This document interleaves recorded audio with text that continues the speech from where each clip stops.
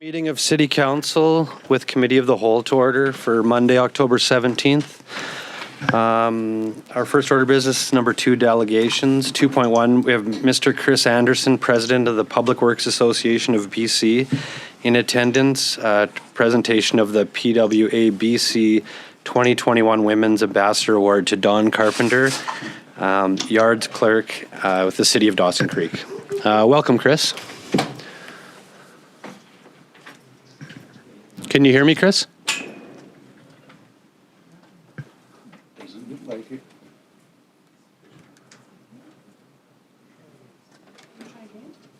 Can you hear me, Chris? Very good. Good Hi. morning. Yes. Thank you, Mr. Mayor. I can hear you now. Okay, perfect. Welcome, Chris. The floor is yours. Okay, wonderful. Thank you. Good morning, Mayor and Council of Dawson Creek. It's really my honor and pleasure to be here quickly with you this morning as a delegation on behalf of the Public Works Association of British Columbia to recognize one of your very own team members, Dawn Carpenter.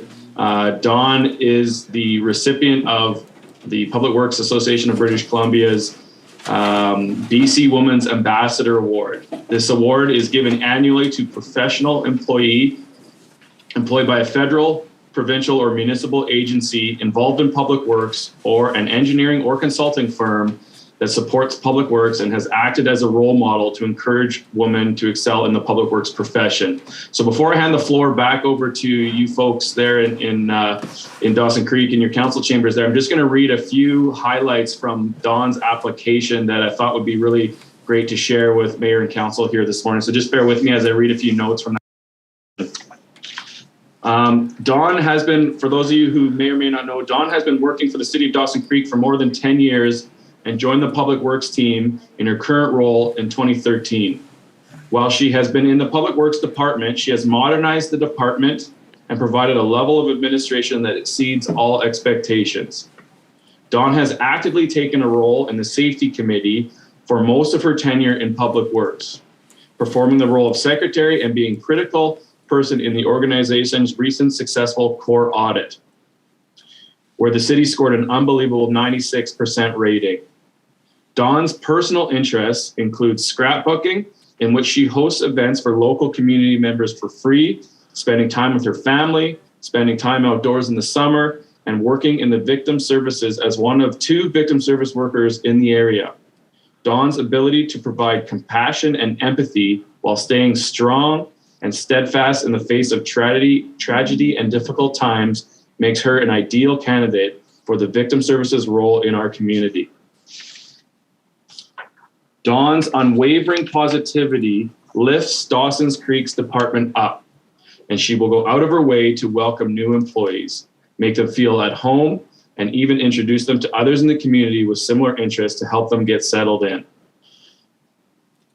Dawson Creek is lucky to have such a stellar employee in your department, as she motivates all of us to be better every single day.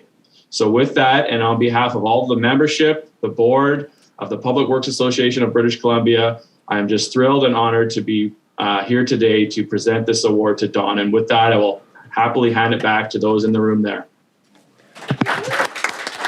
Thank you, Chris.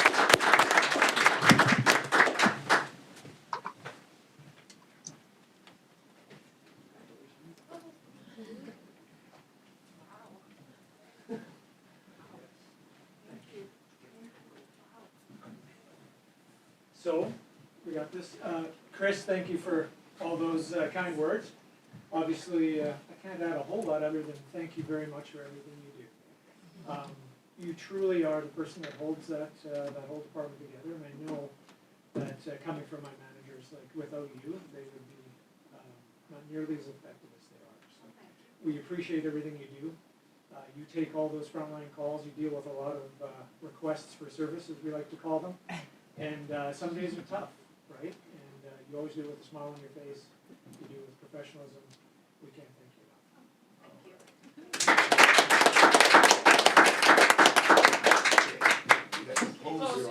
Got it close.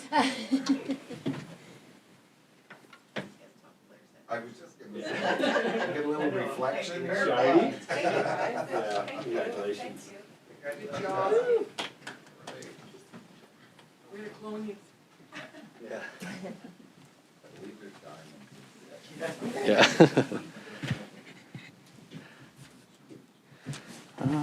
All right. 2.2, we have, is that Zoom ready to? We will just move over to the agenda. We'll just need a minute. Okay.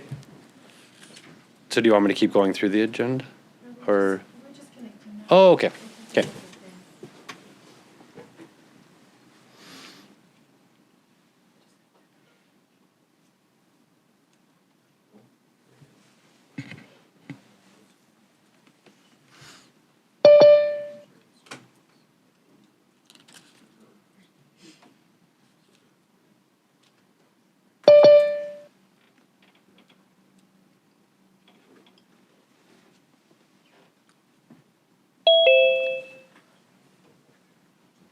We do got both.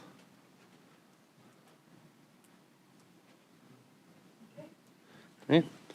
Back to the agenda, we have item 2.2. We have Mr. Colin Moss, the Vice President, and Mr. Paul Adams, Administrator for BC Rural Health Network, in attendance. Request for membership in BC Rural Health Network to increase the rural voice regarding health and well-being.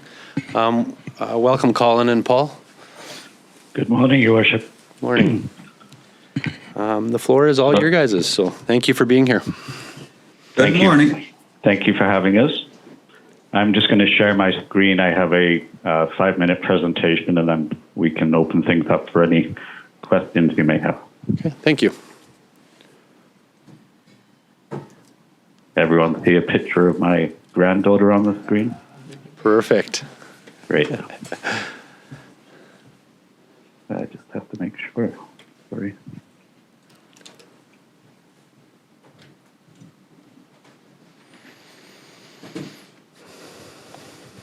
Okay, try that again.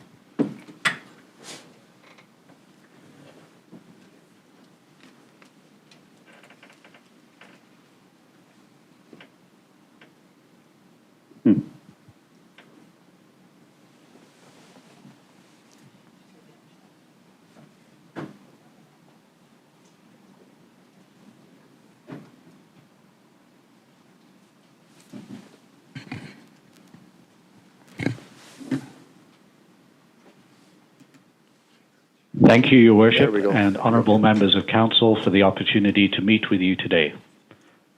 I am presenting today from the Upper Similkameen and the traditional territory of the Silks First Nation, home to the Upper Similkameen Indian Band, and just outside the community of Princeton, BC. We have come today to request your membership in our network to help increase the voice of rural residents on their health and well-being. We are in a healthcare crisis, and increasing our voice is critical to ensure rural health equity is realized and stabilized throughout our province. The impacts of not addressing rural healthcare affects everyone. It is time to address the unique nature of rural challenges which require rural-specific solutions.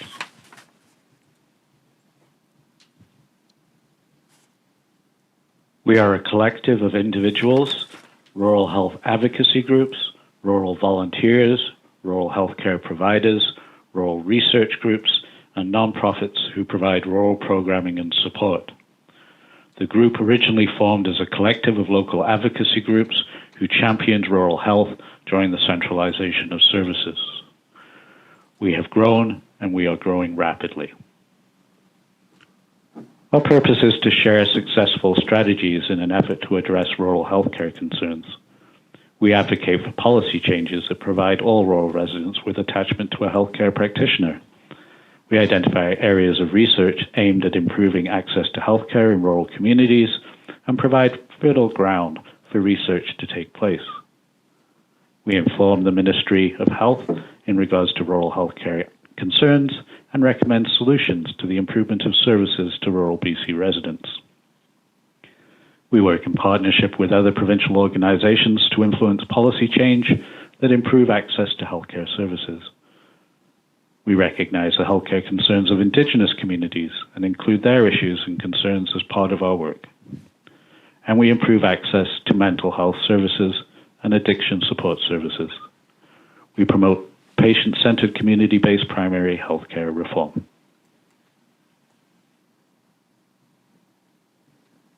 We are a conduit of communication. We listen to our membership and the general public and hear about community-level challenges. We transfer knowledge to our membership and the general public from trusted sources. We also transfer knowledge from the membership and the general public to governments. And we provide local and regional solutions to authorities through high-level interaction with policymakers. We inform the grassroots of our communities, our volunteers, our hospice workers, our community services, and generally work to improve the recognition of rural healthcare providers. Community volunteers are the backbone of the BC Rural Health Network.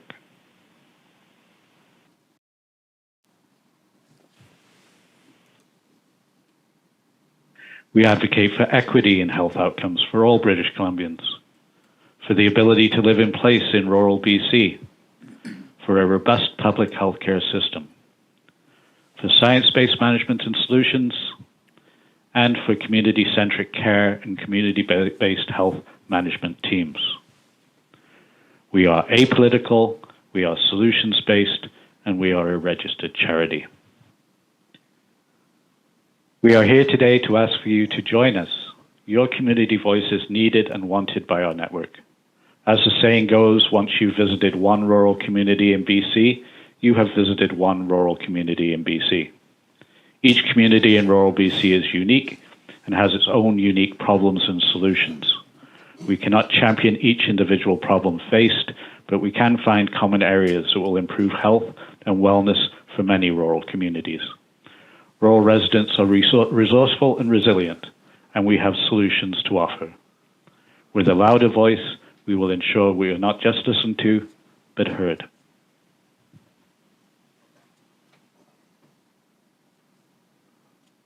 So with that, I would like to thank you all for your time, and if you have any questions, we are happy to answer them.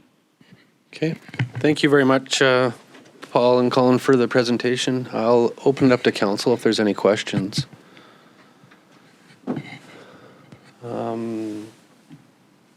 Councillor Earl? Thank you, Mr. Chair, and thank you to our delegation for their time here this morning. Just a couple questions with respect to your organization. So it became official in 2017. How many members do you currently have, and is there a cost associated with membership? So we currently have about 55 members, and it's a mix between organizations, municipalities, and individuals. And we've just started on our recent municipal membership drive. So myself and Colin and the President Peggy has been doing a tour of municipal councils and providing presentations, the same as the one you've received today. And the request for membership is just a $50 membership fee, so it's more about getting representation from the voice of Dawson Creek and ensuring that we enhance the rural residents' voice moving forward. We don't champion the community concerns for the individual community. We look for those overarching issues that basically are commonplace throughout rural BC. Thank you. And one quick follow-up, if I could, Mr. Chair.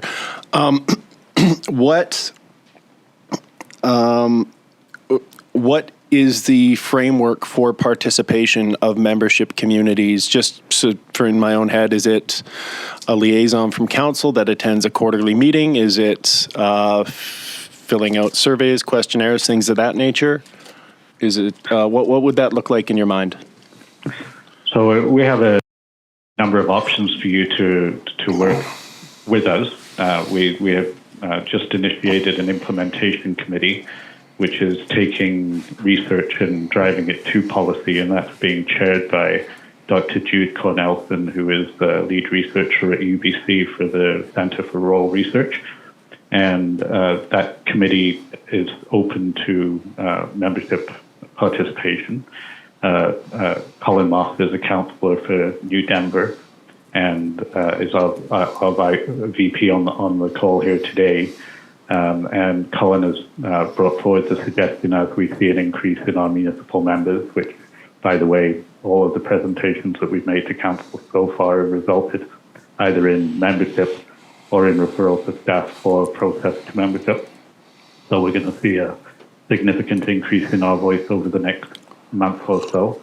But Colin is making a suggestion that we form a municipal committee probably in the new year, and that we can bring all of our municipal members to a table, and as you suggest, perhaps on a quarterly basis, and bring community concerns to the forefront. We do surveys, we do collaborative work with lots of researchers, University of Victoria, University of Northern BC, UBCO, UBC. So we basically allow the researchers to do the research, and we provide that communication to our membership and to the general public. Thank you. Thank you, Councillor Earl. Anybody else? Questions? A few questions. Councillor Earl asked quite a few of them. So just a little bit onto his, the $50 fee, is that annual? Annual fee? It's an annual membership, yeah. Okay. And then it doesn't seem like a lot of funding. Is it, like, is your organization funded somewhere else? Like, is it, what's the base? Like, is it provincially funded, what you guys do? And then also the other part, you said in there that you were a charity organization. So is that charity or nonprofit? And if it's charity, what's the charity? So we're a charity. We just got recognized by CRA in June. And our charitable work is in education and in informing rural residents about health and wellness. And so and again, our advocacy is around the health and wellness of rural residents. So it all fits within our charitable framework. From the standpoint of, I'm sorry, I think I missed a question there. Oh, if the membership was annual. Yes, sorry, the membership is an annual fee, $50. Okay. And you asked me about funding, sorry. Yeah. So yeah, no, we haven't looked at membership as being our primary funding source, and we have very little revenue at this point. But we are partially funded through the Joint Standing Committee, which is of the Doctors of BC and the government of BC, and they provide us with a small amount of money, but it's not coming directly from government. It's coming through the Joint Standing Committee. We're in a bunch of different requests right now to get some infrastructure funding for the organization directly from government and from grants and other opportunities as they avail themselves. Okay. Well, thank you guys very much for your time. If there's no other questions, well, this will be brought back under mayor's business, and we'll get back to you and let you know about the membership. So we appreciate it, and again, the louder we can build our voice, it is critical at this point that and I do have residents from around your area who have concerns about the service provisions and the ability to get care within the community and some of the services which you've lost. So we really want to champion all communities to make sure we have equity in health outcomes. yeah, well, it seems like to be a struggle in a lot of communities. So It is. yeah. So thank you. Thank you very much. You're welcome. Thank you.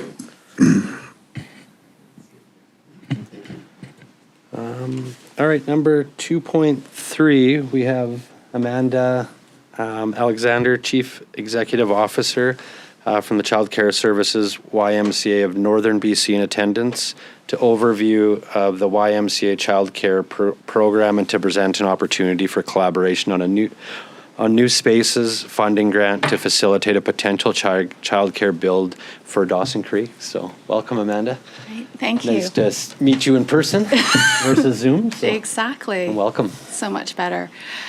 So yeah, I am it's my privilege to be the CEO of the YMCA of Northern BC, and I just send my regrets from Lynette McCullishan. She's been driving a lot of the work and really engaged in community, but she had a family emergency arrive on the weekend, so I I'm here and super enthusiastic to be sharing with you some of the work that we've been doing. So I had a presentation that was sent in.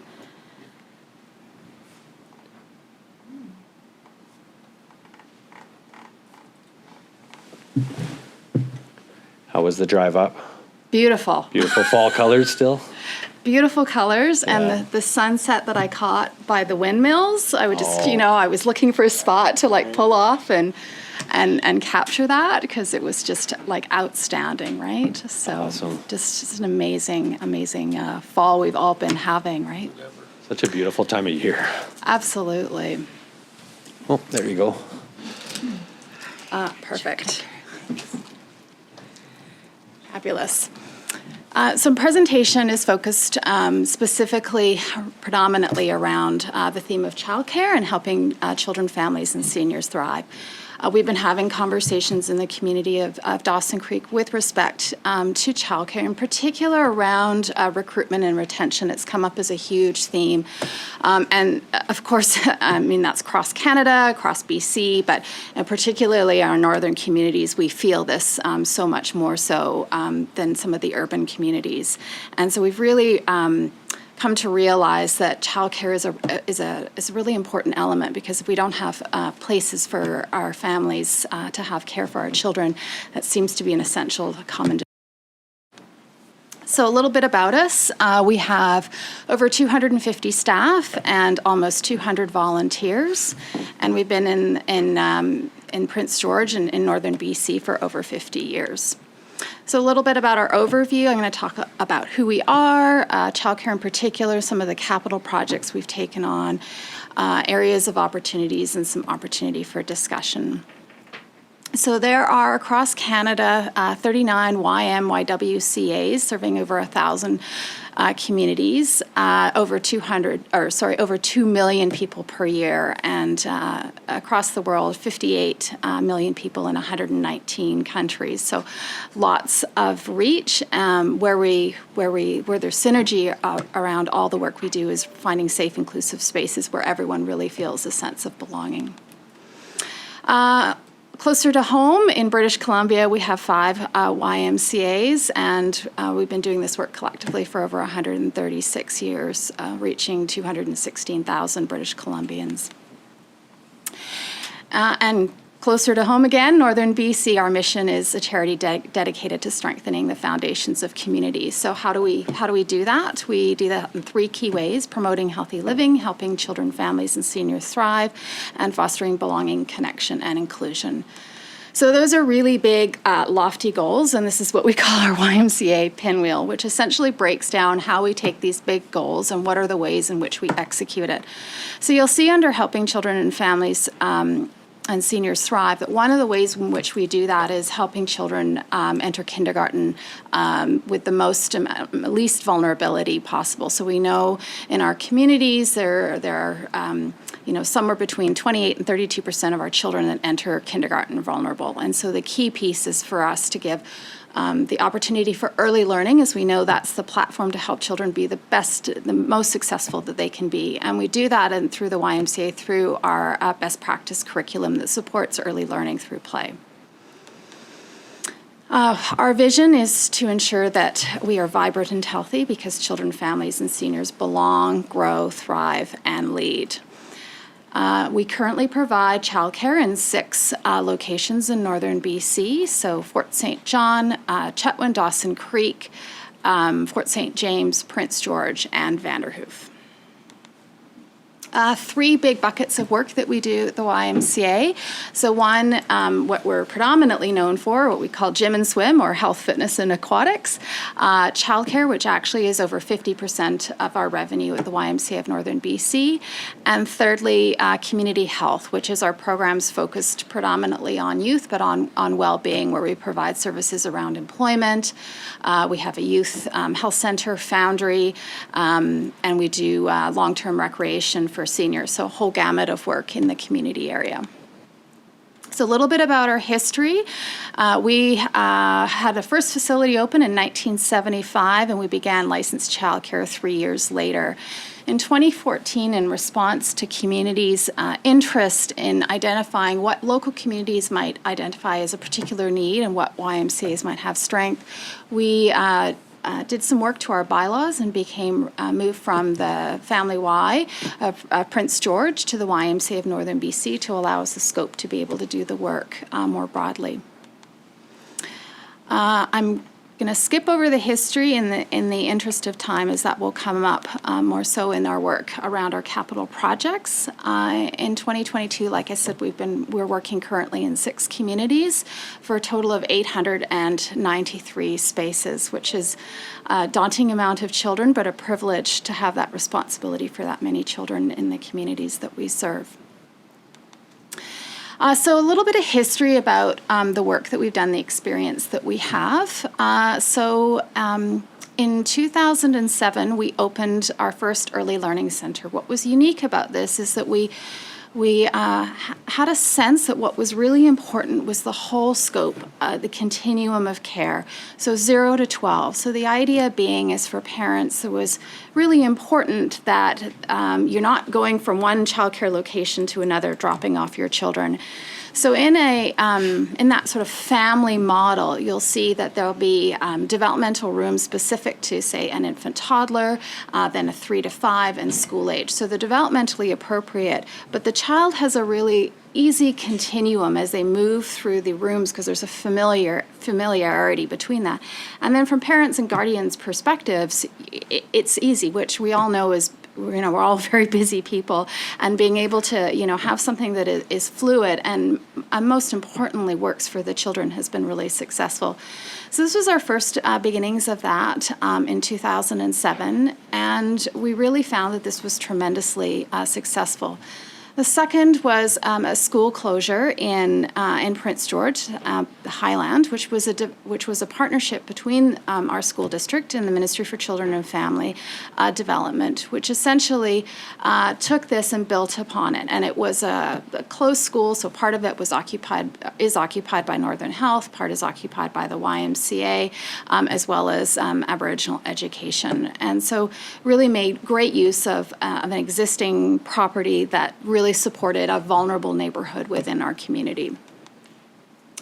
Lac des Bois, again, same model, and at this point, this was under a previous government that had just segued into the importance of childcare. At this point, we were able to leverage $500,000 to support the development of Lac des Bois. It was an industrial annex. It had previously been a middle school, and so that was laying vacant, and so we were able to translate it into a purpose-built childcare. Interestingly enough, this was approximately 8 years ago that it was constructed. Our latest project, we were able to leverage $4 million. So there's a huge amount of dollars that are out there to support us in doing this work. Definitely construction costs have gone up, but what we're able to create in purpose-built space is pretty amazing. Vanderhoof Integris Community Center. So they had no licensed childcare in the community of Vanderhoof and really saw this as an ability to have some of the working professionals actually live in the community as opposed to commute in. And so this was a previous bank building that the local credit union, a credit union, had wanted to support childcare. They noticed with many of their staff that they weren't able to retain them after they went on maternity leave. And so they were really vested in creating this project. And so they discounted the purchase of this building. We collectively wrote on a bunch of grants to the Ministry of Children and Family Development, Northern Development Initiative Trust, and we were able to create a community center. So it's a really neat project because it houses purpose-built childcare as well as houses recreation services. So we're contracted by the district to provide recreation. So it really fits well for a community of Vanderhoof size, as well as it has drop-in space for community organizations to be able to host meetings and provide activities, and the arts community is also housed in there as well. Fort St. James, this space was created by a local not-for-profit now called Connexus, and they built the space and recognized that they needed some support in providing operations, and so we've been doing that for them as well and leasing their space.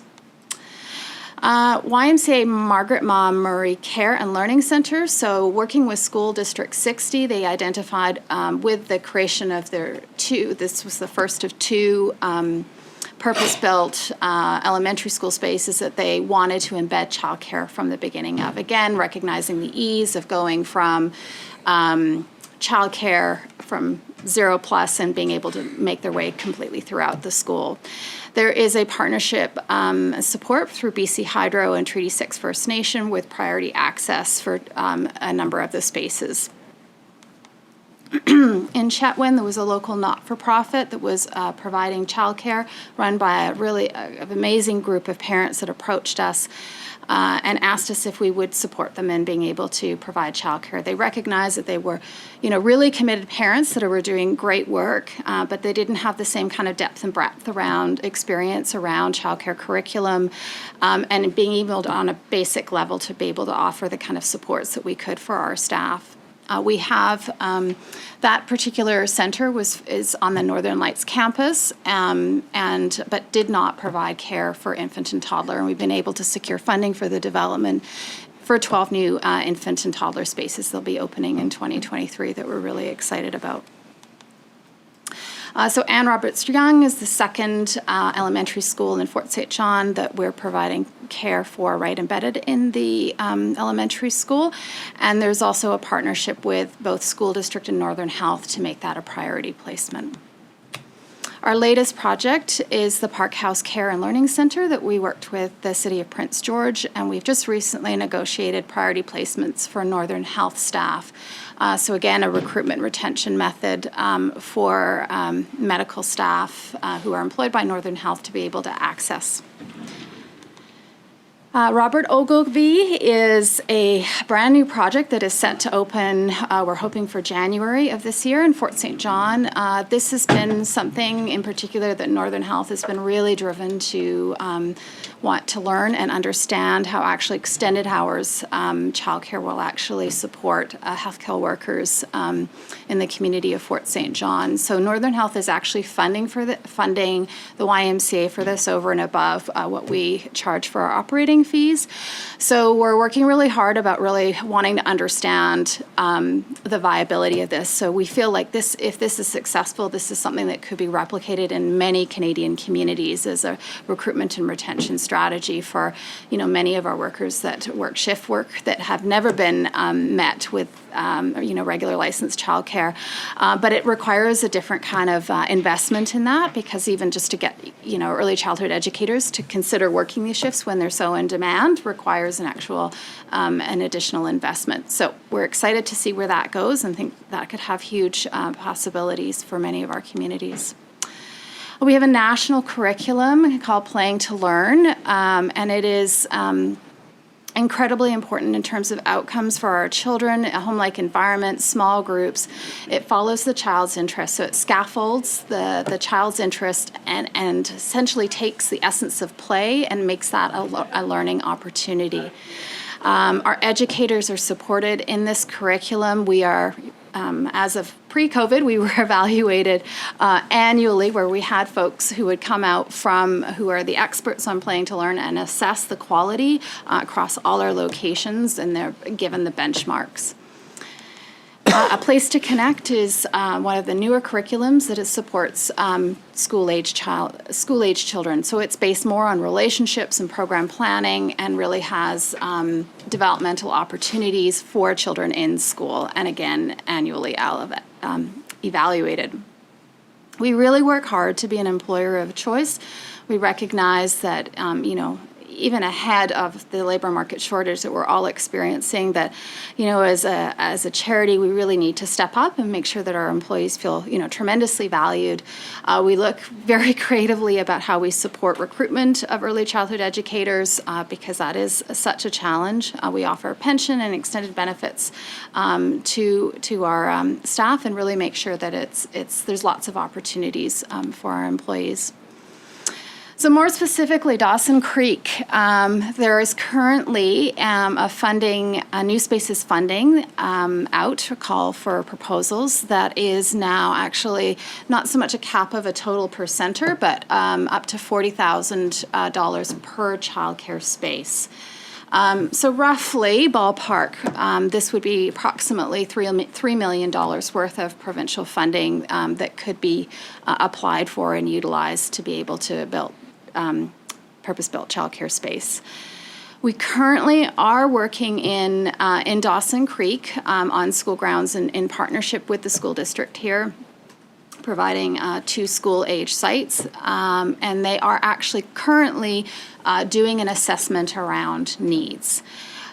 We hear strongly from Northern Health in our conversations that we've had thus far with the city of Dawson Creek that there is a strong need for preschool, infant, toddler care, and group 3 to 5 age care.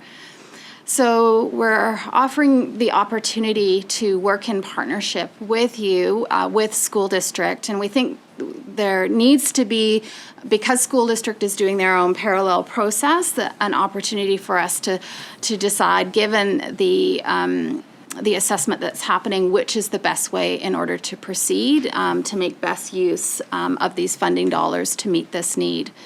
So we know there's a need. The question is who's best positioned to take that lead, and willing definitely would be a component of it. You've heard that multiple places have been looked at and considered for sort of the optimum place. We tripped up on a piece of property that the city owns. That was purchased because of an erosion issue, and I believe is being converted for locum doctors to be able to reside in the community, or a locum doctor to reside in the community. It's a huge amount of space, and being owned already currently by the city would reduce your costs tremendously because you're just the investment of the building. The other advantage of this particular space is that you can build purpose-built space. So rather than converting something that's pre-existing, you're building something that's new, which is hugely advantageous in terms of making sure you get the right type of construction, but also really helpful in terms of your costs for actually building replacement or doing the upgrades as you need to, because you've got something brand new, you know what you're working with. So it's a beautiful property. So economically, it has a lot of advantages, and the fact that potentially there's opportunity to grow multiple projects on that piece of land, given how large it is. So I thank you for the opportunity to come and share a little bit about our YMCA and the opportunities that we might have in terms of moving forward around childcare.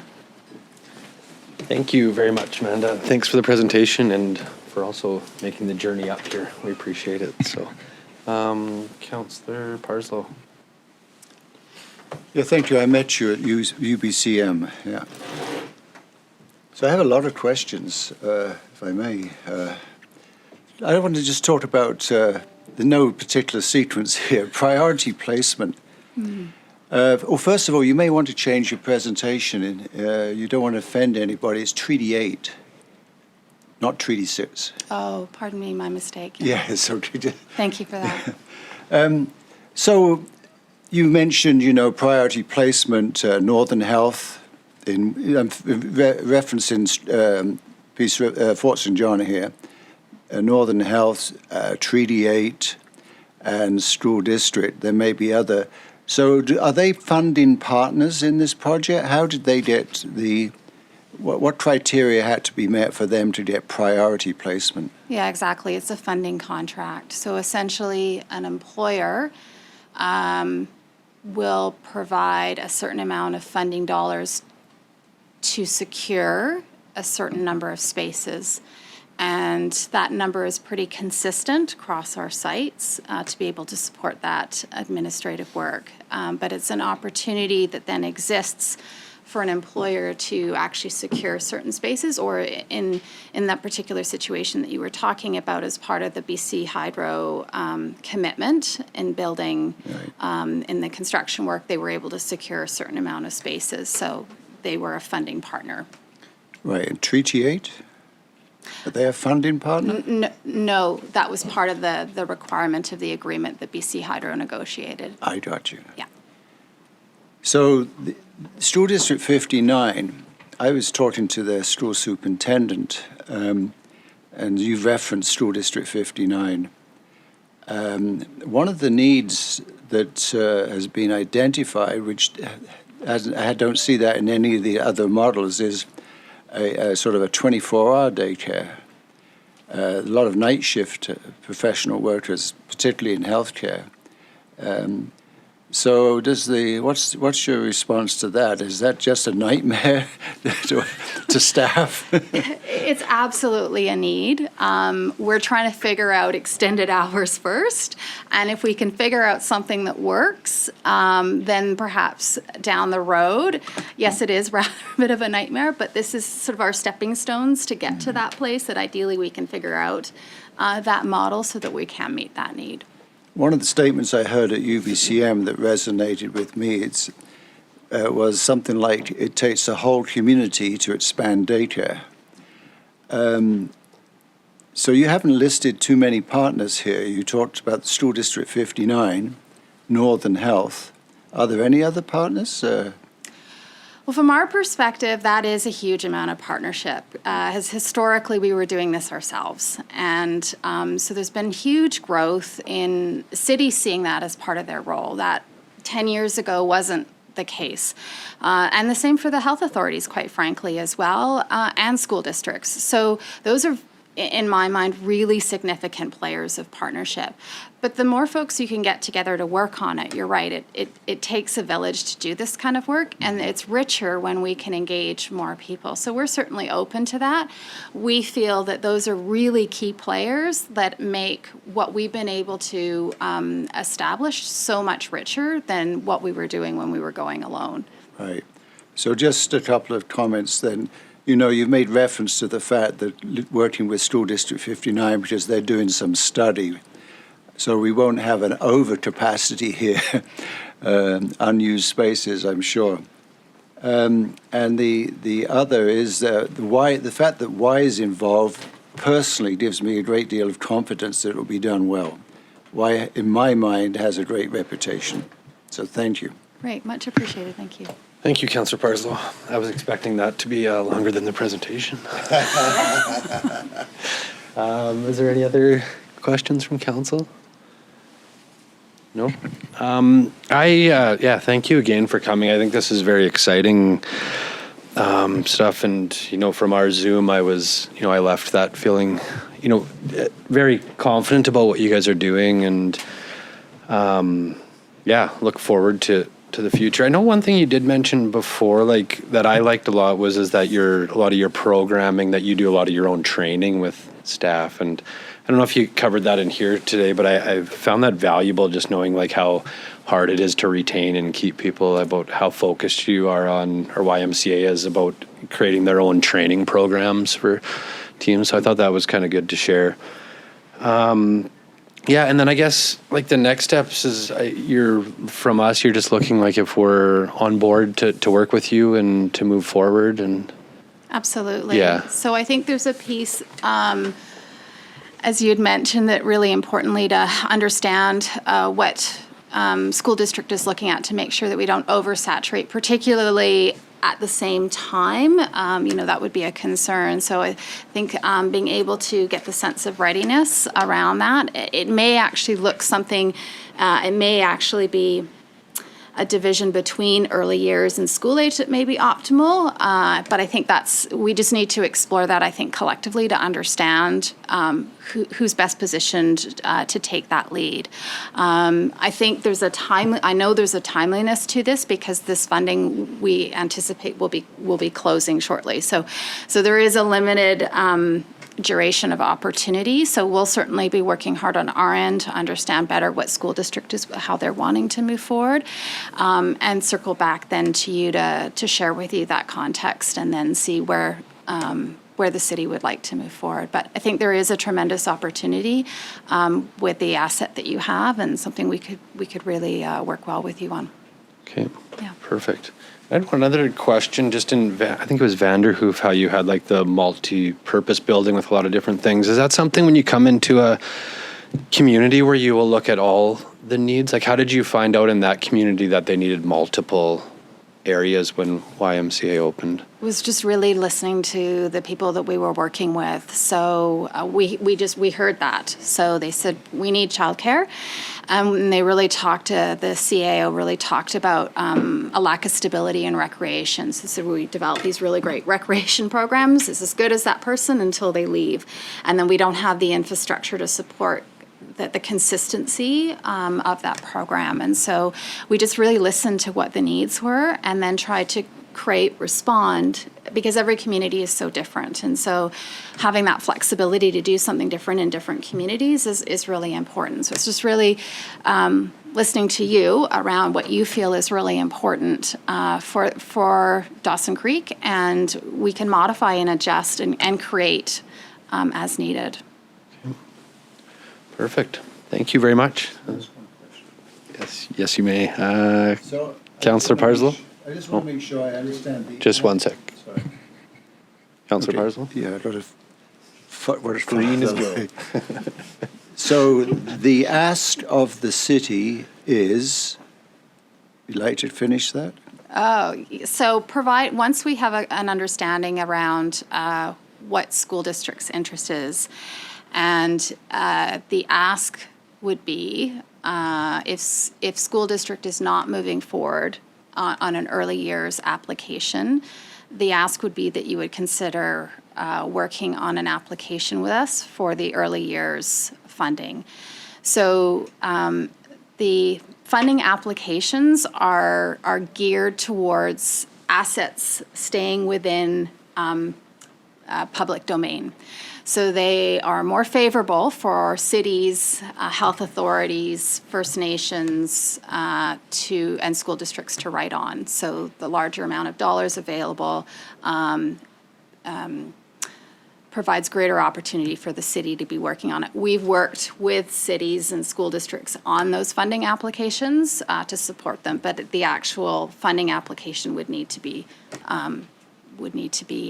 created by or submitted by the City of Dawson Creek. And may I add, are you also looking for the donation of land? I think ideally, you would retain the land and lease it, and that you would provide opportunity for us to construct on the land. In this situation of Park House in Prince George, we have a really minimal lease. I think it's $10 a year, something like that. And we pay the utilities on the space, so it isn't costing the city anything. And then in 15 years, we have the opportunity to purchase. So again, for a very minimal amount. So there's different ways in which you can go about it. But the number one I would present would be to say that we have the opportunity to use that land. Is that not part of the funding? Is that the city needs to supply land in the building, like a part of the grants? And Well, you're applying on funding to support the construction of the building. In some models, it would actually then require the purchase of land. So you don't necessarily have to have the land, but it needs to be. You're correct. It needs to be on city land or health authority land, whether you existingly have that or that you would purchase it. Yes. yeah, okay. Well, thank you very Great. much. So, are you in town for the day, or are you heading back to Prince George? I'm heading back later on. I'm going to be connecting with our staff here briefly before I get to make the trip back. So really appreciate the opportunity to continue this conversation and look forward to the opportunity of working together. Yeah. Thanks, Amanda. Safe travels, and thank you again. Great. Thank you so much.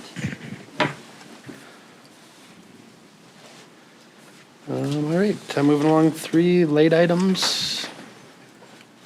Is there any no late items? Okay. 4 new councillor business. We have 4.1 memo from Councillor Kempf, reason the pool schedule motion. Perfect, thank you. I'll just read my memo here. I understand that there's currently a shortage of lifeguards available to accommodate additional hours at the pool. And I also understand that there are currently 32 hours available to schedule opening hours at the pool.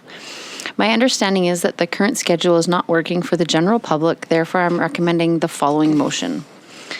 That staff be directed to revisit the current scheduling at the Ken Bork Aquatic Center to see if there are other options available that can accommodate the needs of the public, with consideration of a later schedule for swim lessons and/or public swims, and scheduling hours for the pool that are open on Thursdays or Fridays. Further, that the report be brought back to council for consideration. Have a second? Councillor Earl? Perfect, thank you. Kemp, did you want to? Yeah, I just, last council meeting I had spoke on it, and I just wanted to think about, I asked before I asked it, but I would really like to see the pool schedule be more flexible. I know that we had made the motion previously for this schedule, but now with the pool being closed in September and now reopening in October, I feel the needs have changed, and I'd really like to maybe consider having an alternate schedule. Okay, thank you. Any other comments? Councillor Earl? Just a question with respect to pool scheduling. One bit of feedback I've heard from a couple people in the community has to do with split shifts and how we offer those and how they're kind of a holdover from previous structure around certain lessons or events were offered and then they ceased to be offered, which caused there to be split shifts. And I'm curious as to, with respect to our challenges in retaining people, whether or not that is an ongoing contributor to that. Because I know as somebody with family, kids, I mean, if I were asked to work a job with split shifts, it would be a non-starter. So I'm just wondering, as we have this conversation around how we can make pool hours more responsive, if that can be a part of the conversation and to what extent staff thinks that is challenging our ability to retain staff. Thank you. Thank you. Shante, did you want to? To your worship, we just want to, as we talked over the last year, we are struggling to maintain staff. We have a wonderful partnership right now with Aubert, which we're very thankful for. We just trained some lifeguards. We're in the process of getting them on deck and deck ready. There's approximately 40 hours in shadow guarding to get them there. So through the BC pool operation, we have to have a safety plan, and in that safety plan, it provides, every pool is different. So in those safety plans, so Fort St. John's safety plan will be different than the city of Dawson Creek's, as Tumbler Ridge and Chatwind and so forth. So in there, we have to make sure that every lifeguard that becomes on deck is able to follow those procedures and that. So right now with the 7 guards that we hired, we'll be going through approximately up to 40 hours of training per lifeguard to get them trained. So we are a ways away to get them ready. They're a new lifeguard, so there is going to be some time right now, like as we said before, and as this council is aware, and we'll have to make sure the next council is aware as well. We have we have no full-time staff other than Veronica right now, which is our aquatic coordinator. We have a 15-hour that is a lifeguard 3. We have a 15-hour that is a lifeguard 1, and we have a 21-hour that is a lifeguard and a 25-hour that is a lifeguard 1 as well. So those are our people that are running our pool right now deck, and then we have casual staff, which we have. So we're in the process of trying to make sure that we get staff going. As per split shifts, there has been some split shift. Right now, we do have split shift trying to make it work with the staff to make it work. Right now, the staff that are 15 hours are working over and above what they're supposed to be working their 15 hours to make it work. Our goal is to get back to a 7-hour shift. That's where our goal is. We are working again with Aubert to start. Now we have to train from the lifeguards. We have to go and start training. There used to be a Red Cross program, which was WSI, which we did our swim lessons. It is not going to be going on as December 31st. So now Life Saving Society is doing the instructing program, so we have to train them. So Aaron had a conversation, our recreation manager, to begin the conversation. We have to have more conversation with Aubert to move to that section because we have 2 that we just hired for swim instructing. So it is a challenge right now, and it's been a challenge before COVID, and then after COVID, which if you look, it's all across the nation. It's not just Dawson Creek. You look in Vancouver, you look in other communities, they had to reduce their hours as well because of staffing. So we continue to work forward. We have a couple more ideas. We're sitting down again to look at different options that we can have, how we can maintain and get the pool open to 7 days a week. One of the things I did want to mention is that we right now have 48 48,000 visits at our pool as of the beginning of September. September 2019, we had 79,000 visits in our pool, open 7 days a week, 66 hours. We're at 60.5% of the capacity that we were at the other pool, which has increased the numbers that are coming to the pool. So we know there is a need there, but people are coming to the Saturday to Wednesday. We will review, we'll do a report, we'll look and see, but again, we just want to make sure that you are aware we are trying to get more people there. We are trying to figure it out. We, in our postings, we even did incentives to give people an extra incentive to come. If they made it a year, we'd give them additional money and funding. So we will continue on trying to be creative to get that pool open because our staff know they listen to the people, they see what they want us to have. And that right now, the other thing I thought was important for you guys to know too is that the least amount of people in our pool are 129 a day. The most right now is 277.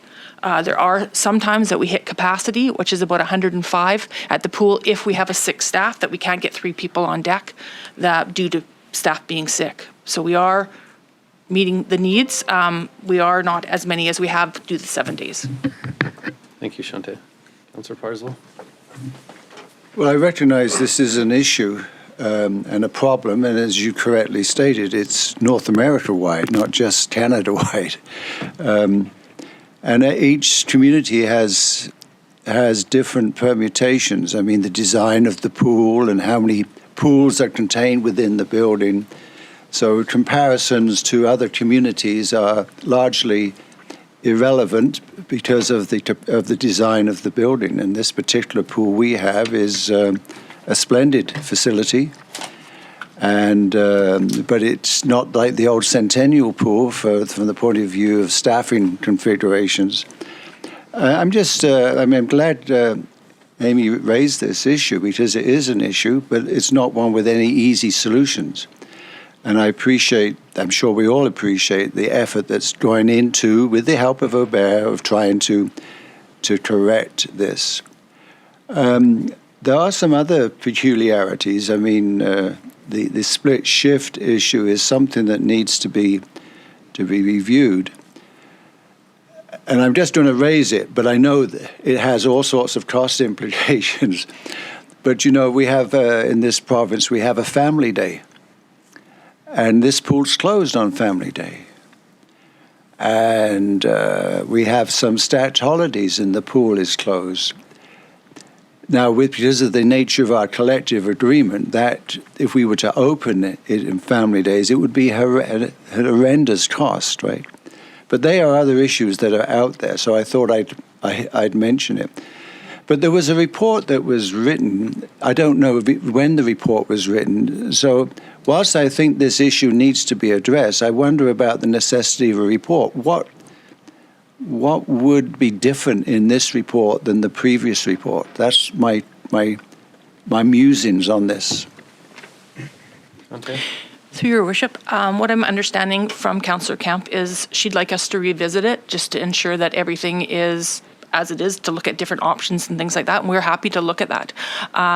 We do have some different ideas from what we have, like right now with our lifeguards that we have 7 of them.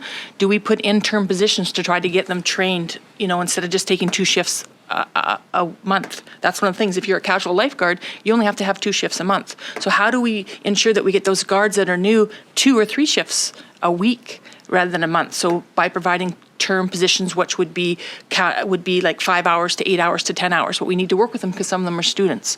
So those are certain things that we are going to be looking at, and maybe that's what I understand from Councillor Kemp is that she's looking for us to revisit it, look at what we can do, what other options we can look at as well. And we do have a couple more options to continue on looking. We always are looking for ideas. Our idea is, as if we have full-time staff, we aren't able to have them on shift work to do the shifts, but the casuals or the ones that are not full-time, they have been willing to help us out to do that. And one thing I do need to do a shout out for them, those ladies that are 15 hours, 21 and 25, they continue on taking those extra shifts, and we're very thankful for them. They are, and they're amazing women. They have families of their own. They're trying to raise their family as well, but they want to make sure they understand the importance of the pool being open. So we will continue on trying to improve and look at different ways to get that pool back going. And again, again, it's leadership training, and again, that partnership with Aubert, which I want to thank Councillor Wilbur that she started that partnership with us, working with us and believing in the program that we had, and we'll continue on working with Aubert to get that working, and it is a great program. We did a LAP program. I do want to say we did a LAP program for three times that we offered that LAP program. Each time we maybe retained 1 staff or 2 staff. The last LAP program that we provided was, I believe, in 2016 or 17, and we paid for those people to take the program. We maintained 1 person, not one full-time person necessarily has come out of that program. And that's what we've been doing since 2014 or 15. We've been trying, we knew that there was effort trying to do a program. We paid them to take the program. And what happens is not necessarily they want to be part of that program, but it's national-wide, as you said, Councillor Parslow. Thank you. Thank you, Shante. Just one thing on what you were talking about, each community having different safety plans. Is some of our challenges our safety plan? Is that something that we could look at? Like what does Chetwynd do that is a community that's a 10th our size, or maybe not quite a 10th, but has their pool open? So like, is that something we can look at as other communities' safety plans and see if we can change ours? And through your worship, that's one thing that RCAO has asked us. We are very fortunate. We have Melina Sweezy that sits on the life-saving board, and she does audits in our neighboring communities and other communities as well. So we are working with her as well, because she sits on our staff as well, and sit down when the recreation manager and review the whole thing. We're going back to the basics, and that's what the idea has been over the last few weeks, to try to figure out what we can do. Now we have these guards. What do we do? How do we maintain? Do we look at the standards? There's standards within the BC guidelines, and then each pool has to come up with their own standards. So figure out what those standards are. One of the things that we think might be, maybe it would be because we want them to have a fitness instructing. We want them to have a pool op too. So certain areas that we need to look at to determine what we can do to reduce, to ensure that we can get people to work with us. Okay, thank you. And maintain in our community as well. Thank you, Shante. If there's no other questions, I'll call the vote.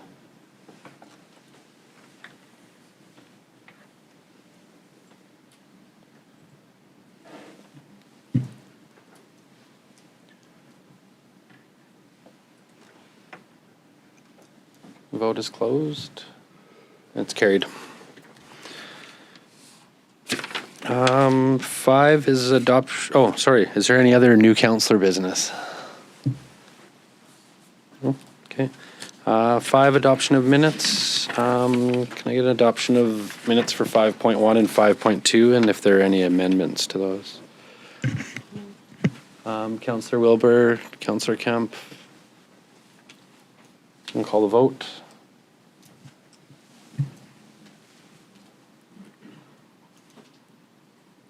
Okay. Vote's closed. Oh. It's carried. 6, any business arising? No business arising. 7, correspondence. Any correspondence? No correspondence. And just before we get into 8, I'm just going to take a 5-minute recess. So. The whole back to order. So our next order of business is 8 reports. 8.1, we have report number 22-104 from the Human Resource Manager. Reason the report number 22-104 from the Human Resource Manager. Policy update, reimbursement of expenses. Councillor Parslow. I move the report number 22-104 from the Human Resources Manager, re-policy update, reimbursement of expenses be received. Further, that the policy amendment be approved as presented within this report, thereby paying the current rate set by the Canadian Revenue Agency for travel costs, and per diem will be reimbursed upon return from travel. Could you have a seconder? Councillor Kemp. Councillor Parslow, did you want to speak on behalf? Yes. As the originator of the original policy, the word may was used because it would never have got approved with that council. And that's why it was, the word may was so that I could get it passed. So it's logical what's been presented. Quite often when you go to meetings, like the UBCM, some people attend the banquet, so why should you receive a per diem for that? So it's a good update to the policy. Thank you. Thank you. Any other questions or dialogue? No? Okay, I'll call the question.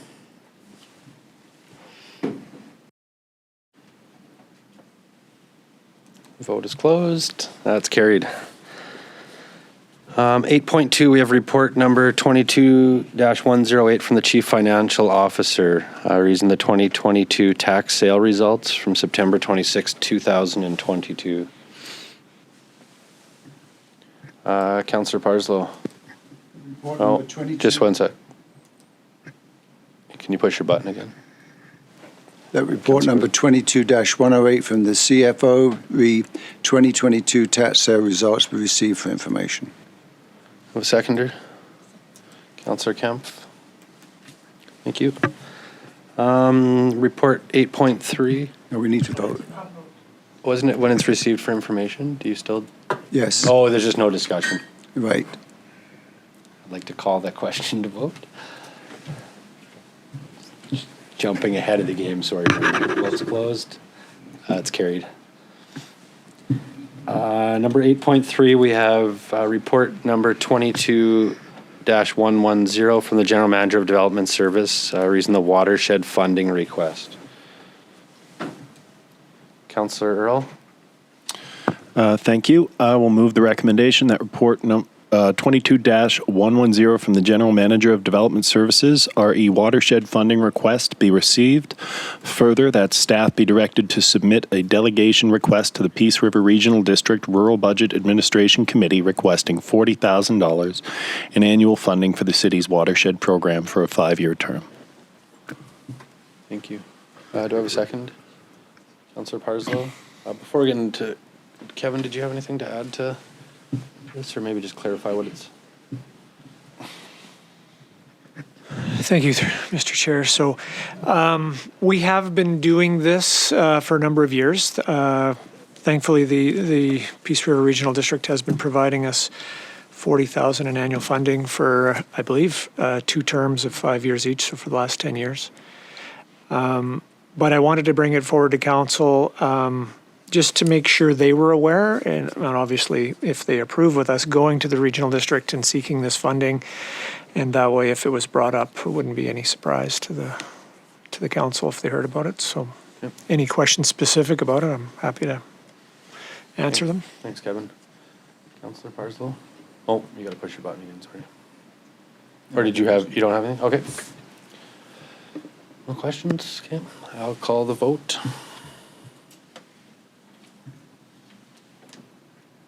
Vote is closed. That's carried. Then we got 8.4, report number 22-114 from the corporate officer. There's the appointment of bylaw enforcement officer. Councillor Kemp. Report number 22-114 from the corporate officer regarding appointment of bylaw enforcement officers be received. Further, that the BCSPCA employee Kennedy Howitt be appointed as a new bylaw enforcement officer for the city of Dawson Creek. Further, that the appointment of prior BCSPCA employees Wendy Davies, and Lana Korabek be rescinded. Do I have a seconder? Councillor Parslow. Any discussion? We'll call the vote.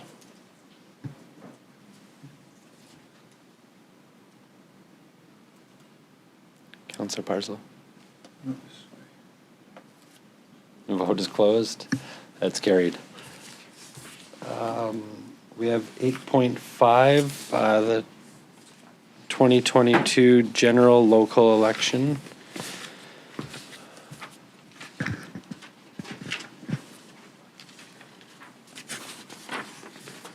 Somebody that could motion. Councillor Kempf. Thank you. I'll move the report number 20-194 from the corporate officer regarding 2022 election results be received for information. Do I have a seconder? Councillor Parslow. I'll call the vote.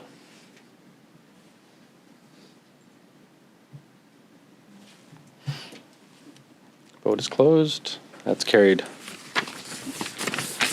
Found to 9 is bylaws. We have 9.1, the permissive tax exemption bylaw, number 4538, 2022 for consideration of adoption.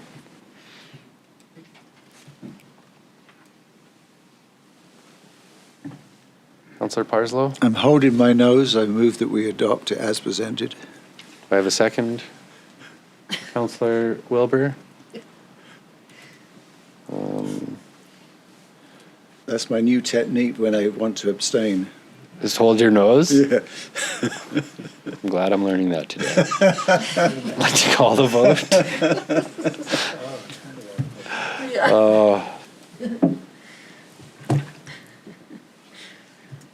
The vote is closed. That's carried. Number 9.2, we have report number 22-112 from the Chief Financial Officer. Reason the financial plan amendment bylaw 4539 2022 5-year financial plan. Councillor Parslow, was that the button from last time, or do you want It's to? from the last time, but I don't mind making this motion as presented. Okay. If that's okay? Yeah. The report number 22-112 from the CFO re financial plan amendment bylaw number 4539 2022. 5-year financial plan be received. Further, that financial plan amendment bylaw number 4539 2022 be given first, second, and third readings. We have a second? Councillor Kemp, discussion?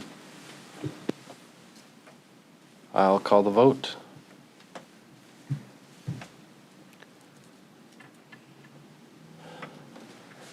Sorry, the vote's closed. It's carried.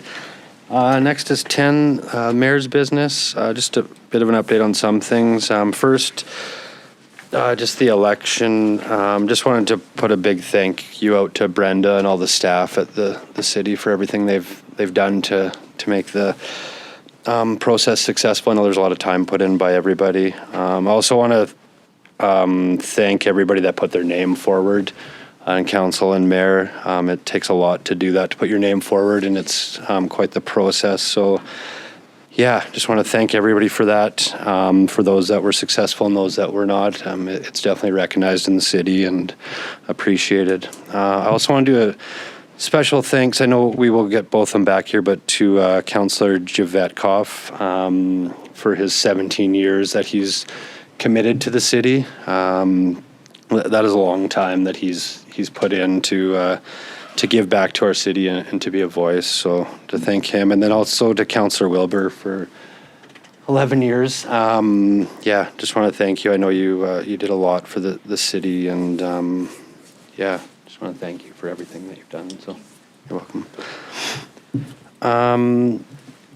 To Northern Lights College, the intercollegiate rodeo. I attended that. It was last weekend. What an amazing partnership and event they had. It's they are so like they'd run such a professional rodeo and an event, and just to see the work they did down at the center too. It's really amazing, and I got to meet quite a few of them and watch part of the rodeo. So it was yeah, it was just nice, and we're lucky to have them partner with us. Really, the city, they do a great job, and they bring a lot of people. And this is just kind of the start of their vision too. So that's the more exciting part of what this brings to Dawson Creek, and and to those athletes. So with that.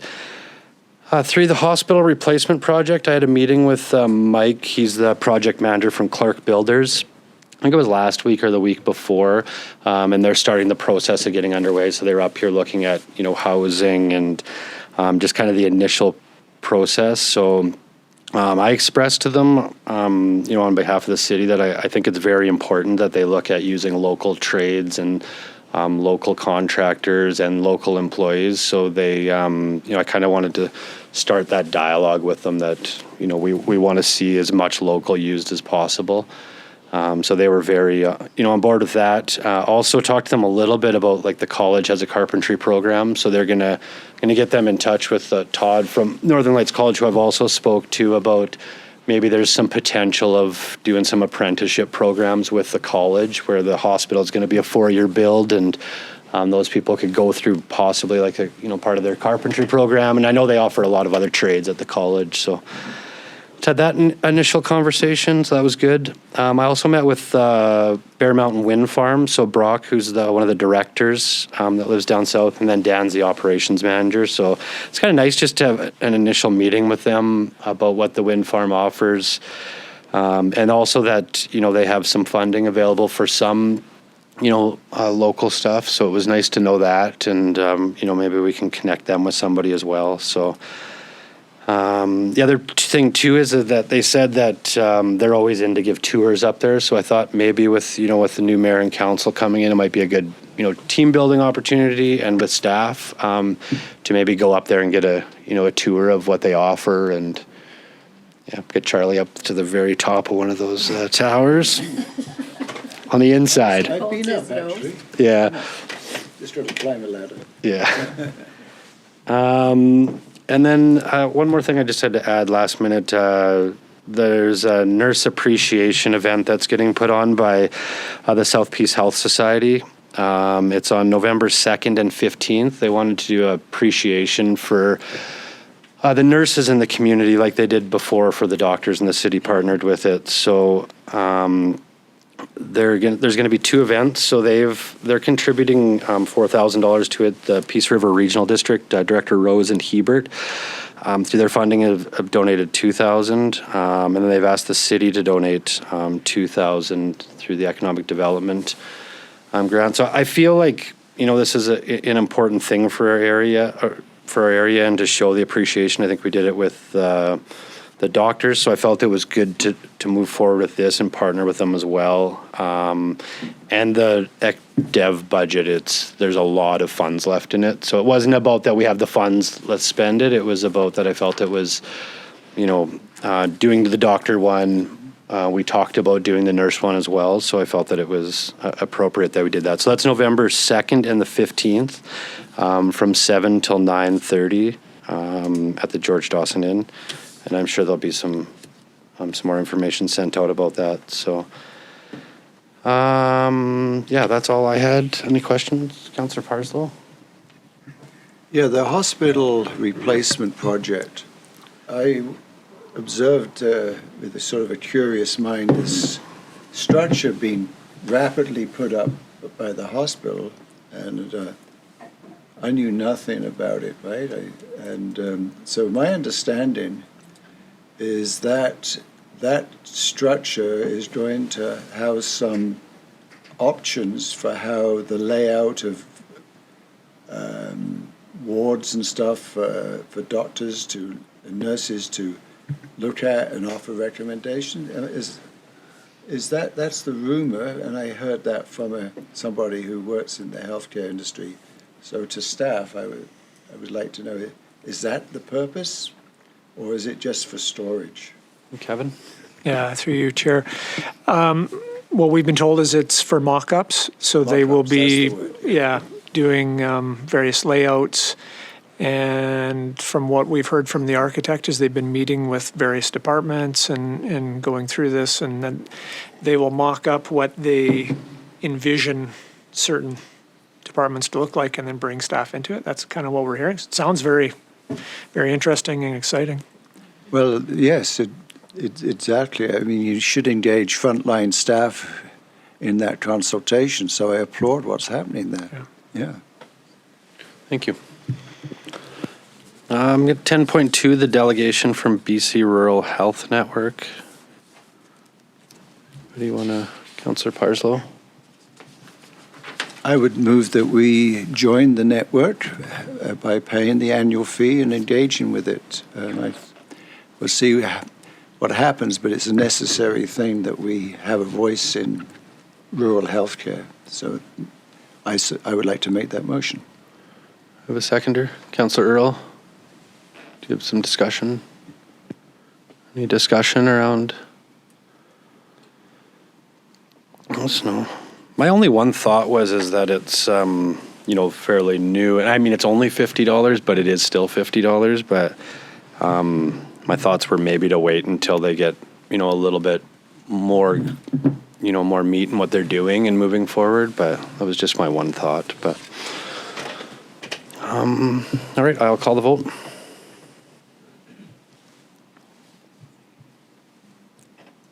Second was Councillor Earl. Vote is closed. That's carried. 10.3 YMCA delegation. Councillor Parslow. So, based upon the answer to my question for the ask, okay, I move that we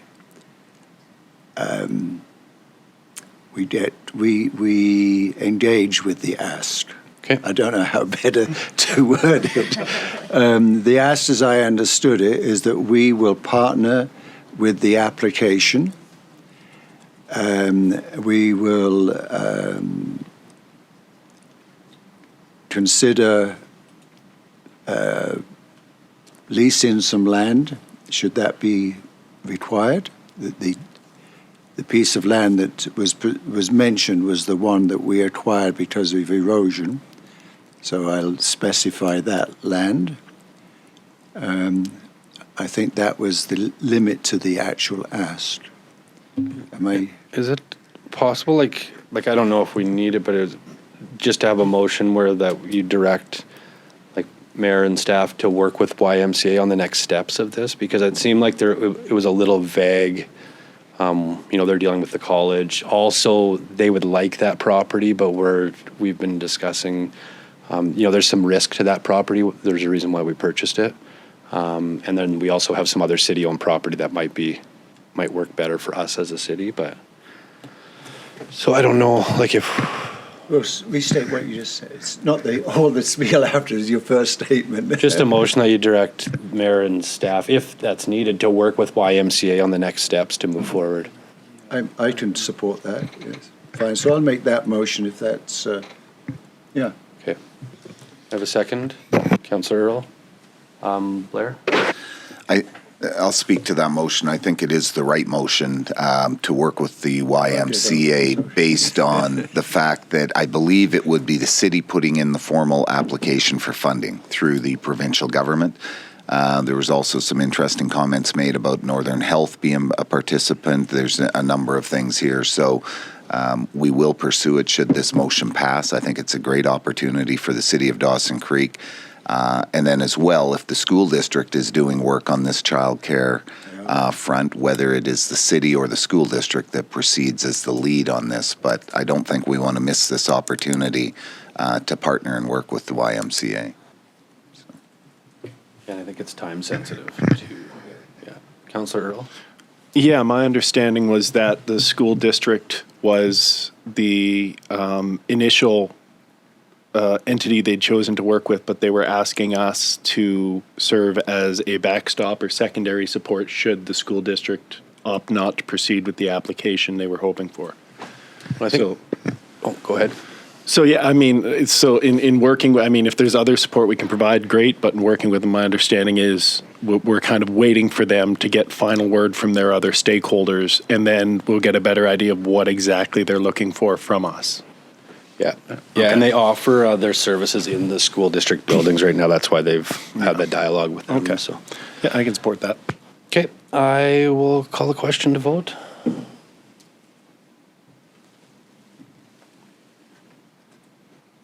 Vote is closed. It's carried. Number 11. Oh, I can open it again. I don't have a closed option. No, I just got the play sign. It says carried with 5 on mine. Yeah. Do you want me to call the vote again? No? Okay. 11, Chief Administrative Officer operational updates. Nothing new to report at this meeting, Your Worship. Okay. Thank you, Blair. 12, anything from the diary? No, nothing from the diary. 13, consent calendar. Is there anything that needs to be lifted? Can I get Councillor Kemp, second. Councillor Parslow. I'll call the vote. Vote's closed. It's carried. That show up, Brenda? 14, a 2022 strategic priorities chart. Anything there? Nothing No. new to report. Okay, thank you. Media question period, 15, there's no media questions. 16, committee of the whole report. So we just have 16.1 that we've called to come in today. Report from Staff Sergeant.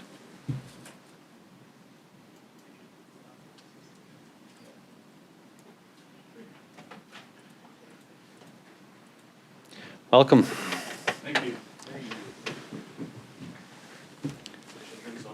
Yeah, he's got to push your button there, Dan. All right. Very good. Good morning, Your Worship Council. I'll start off by just introducing, to my left here is Sergeant Jamie Moffat. So Jamie is going to be covering for me when I leave, and which I'll get into in my report, but Thursday is my last day here in Dawson Creek, and then Jamie will be taking those reins and running the detachment for me. So. Okay, thank you. Nice to meet you. You as well, thank you. So did you want me to go through the report as I normally would then, or? This is a little bit different because I know I only come if I'm called now if you have questions, so I don't know if I should run through the report and then you can ask your questions, or? Yeah, I think maybe, do you guys want to? Wanna we run can through it briefly go quickly? through that report. Yeah, absolutely, for sure. Please. So I'll start off with resourcing, as I always do, and as I've reported to you the last few times, we're in the best shape that we've been since 2018. Right now, we do have one hard vacancy, and I try to avoid hard vacancies. It's a temporary thing. We're trying to aggressively fill it. It won't be there for very long. We also have 3 soft vacancies. We do have 2 new recruits named and incoming into Dawson Creek, and we're pretty lucky, actually.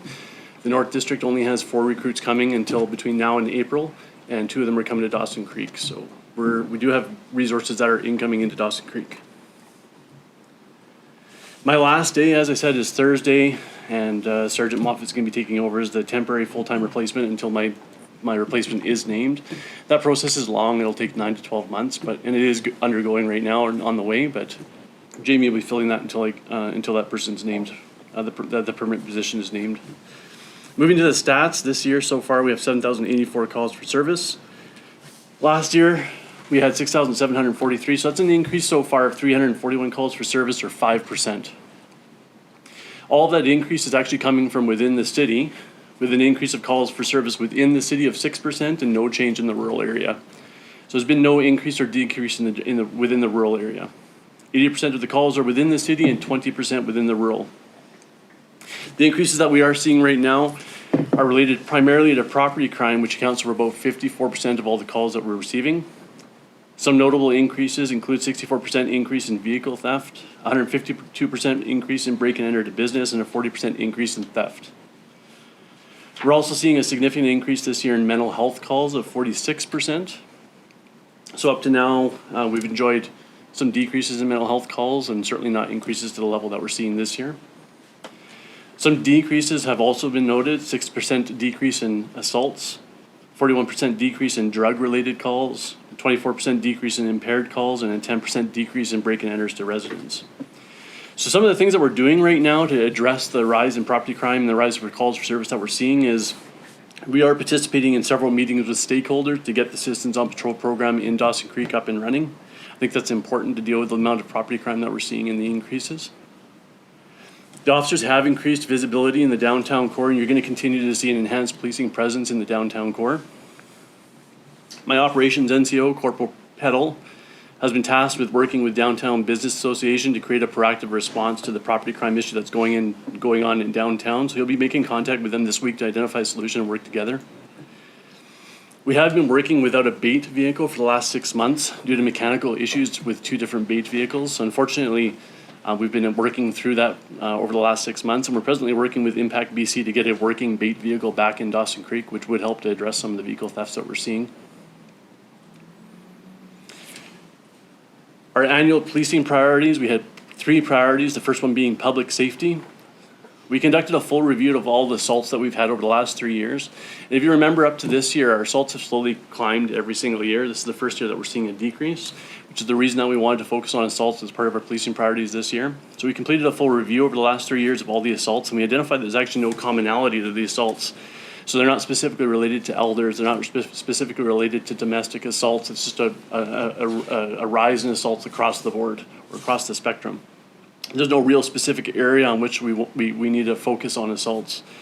So we're going to continue to release quarterly media releases intended to create awareness and reduce intimate partner violence. And so far, like I said, this year, we're having a positive effect and we are seeing a decrease in persons crimes. The second annual policing priority was accountability and good governance.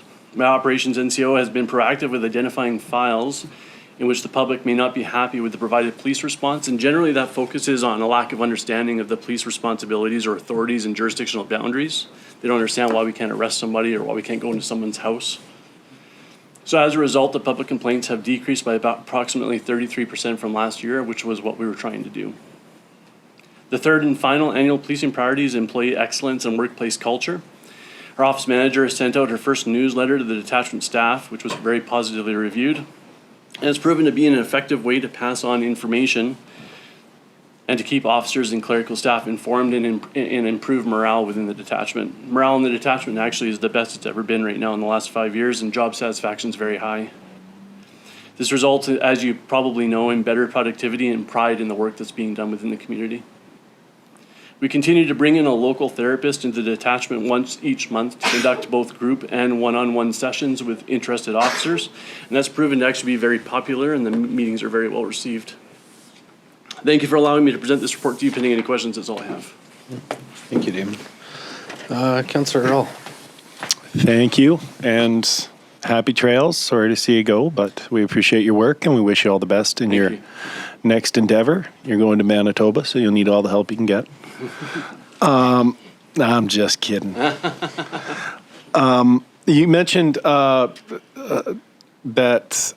you're collaborating with the Downtown Business Association. Is that the chamber you mean, or are you referring to another entity? I think we've seen an increase or an uptick in calls in downtown, and I think the Downtown Business Association especially has been very vocal with that to that effect. And I think that we need to focus on that area, and so Corporal Peddle has been assigned to make contact probably through the Chamber of Commerce. Okay, yeah, because I was Downtown Business Association. Yeah, when you say association, I assume it's an actual entity as opposed to just a group of downtown business. Yeah, group, okay, yes, good. Perhaps Just yeah, wording. that was just need some clarification on that. Thank you. Thank you. Councillor Parslow. Yeah, two questions. This increased presence, this increased presence in downtown, will that include some foot patrols? It should. I love doing foot patrols, honestly. So, I mean, there's good things and bad things of foot patrols. The foot patrols are great because it increases police visibility, but it also hampers the police officer responsibility or ability to respond to calls for service. When we take them away from their vehicle or their electrical bicycle, as you recommended last time I was here, it limits their ability to get from one place quickly, right, or from point A to point B. So, I like foot patrols, and I would like to see more officers doing it. It's something that I definitely advocate for, and I try to do for sure. So. But we do that. We measure it against the ability to respond to calls for service as they come in. So, yeah, I was reflecting on that. I was advised by a retired sergeant in this town, who still lives in this town, about the what he thought would be a beneficial impact of foot patrols. And I was thinking that the same thing that it does hamper their ability to rush off to another part of town or something, but maybe there should be a special effort in partnership with city, right? Because we do have one hard vacancy about applying some of that funding to overtime, perhaps. or even joint patrols with bylaws. I mean, that's something that we could do, right? So is do a foot patrol with the bylaw officers downtown for sure. Yeah. I mean, just keeping in mind too with COVID, the attitude and the acceptance of police in businesses changed a lot. During COVID in the last year or two, we were actually asked not to come into businesses, and they didn't want us in there at all. So So we're changing now again. We're being invited into places, and they are asking us to be a little bit more visible downtown. So Yeah. Well, just given the current atmosphere, let's call it. So to Sergeant Moffat, excuse me for asking this question. Are you from this detachment, or have you working out of another detachment here? Yeah, I'm currently working out of Tumbler Ridge Detachment. Okay. So I'll be starting here full-time once Damon leaves and commuting from Tumbler. So you're taking leave from Tumblr. Is that what you said? Yes. Yes. she will be Okay. assigned to here. Yeah. Yeah. Thank you. Welcome. Thank you. Councillor Earl? Thank you, Mr. Chair. And while we've got you here, Damon, if somebody is looking to volunteer for Citizens on Patrol, how would they go about that? The primary contact for that right now would be Garth Makepeace, but honestly, I would say call the detachment. Call the And detachment, We'll okay. connect you to Citizens on Patrol Because- for sure. Thank you. Thank you. Just with the COPS program, I know I've had a lot of conversations with you directly. Could you just explain, like, to the public that's listening, why it's important for the RCMP to have Yeah. the COPS program? First of all, I'll highlight the Rural Crime Watch program. So we have a great Rural Crime Watch program, and I think there's about 200 volunteers that work in our rural crime area or rural area doing volunteer patrols, and they utilize their own vehicles, their own gas to do patrols in their neighborhoods and report suspicious or criminal activity to the police.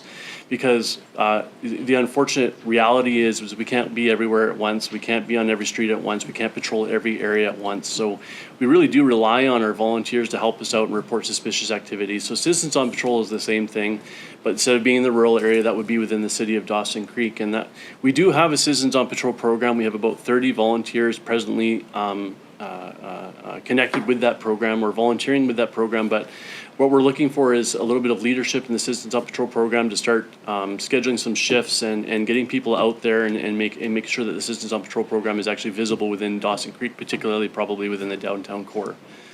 So we're lucky in Dawson Creek. Fort St. John, as an example, doesn't have Rural Crime Watch. They don't have Citizens on Patrol. Tumbler Ridge doesn't, I don't think either. Hudson Hope doesn't, Chetwynd doesn't. So we're really the only ones in the piece that have Rural Crime Watch. We're the only ones in the piece that have Citizens on Patrol. We have people that want to help, that want to do patrols, that they understand the police can't be there everywhere, and they want to help, be the eyes and ears, and that's what Citizens on Patrol is working together as a community to report suspicious activity and allow us to respond and act. Okay, thank you. I think that's all. I just, before you get out of here, not getting out that easy, I just wanted to thank you on behalf of council and mayor and the city for your years of service in Dawson Creek. We really appreciate what you've done. And I know personally I've had, the opportunity to work with you over a couple of years and get to know you and, Jen, your family and your kids a bit more. And, it really is an honor to have you in Dawson Creek, and we really do wish you the best in your next journey. So we got you a little care package, so I will come over there. We got some toques for your kids and Jen, but not for you because you probably didn't RCMP issued one for your new computer, but then there's a couple books. Oh, thank you so much. I really appreciate it. So thank you very much. You as well. Working with you. Thank you, Worship. Thank you. We leave with heavy hearts for sure. I've loved Dawson Creek, and it's been a pleasure working with every one of you in the city and the council and your worship. Thank you. So you've made my job easy for sure. There's been hard questions, but it's been okay. And the partnership that we've had that we've built over the years has been exceptional. And I know that will continue beyond me leaving Dawson Creek. So thank you. Thank you very much. So, good luck.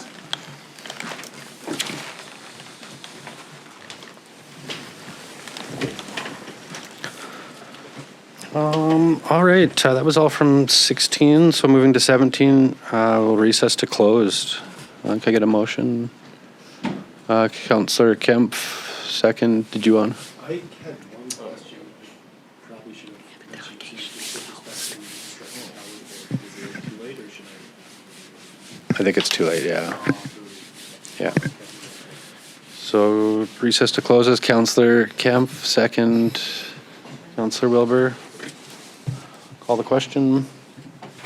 Oh, I double tapped, sorry. Yeah. It's not carried, so we're staying here. How the vote's closed, it's carried. So we will take, what time is it? Is Lyric here? I think we'll just take as long as it gets to move to closed, and then we'll